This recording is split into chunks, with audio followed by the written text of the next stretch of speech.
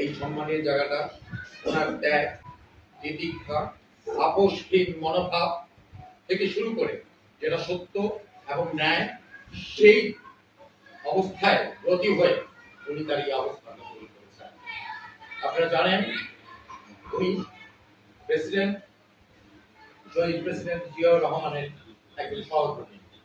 সেই সহধর্মিনী থেকে উনি 1981 সালে যখন জিয়াউর রহমান সাহেবের মৃত্যু বরণ শহীদ হন, তখন থেকে উনি আস্তে আস্তে এই দলটি হাল করেছেন এবং বাংলাদেশের ইতিহাসে প্রথম মহিলা প্রধানমন্ত্রী, শুধু একবার না 3 বারের উনি মহিলা প্রধানমন্ত্রী।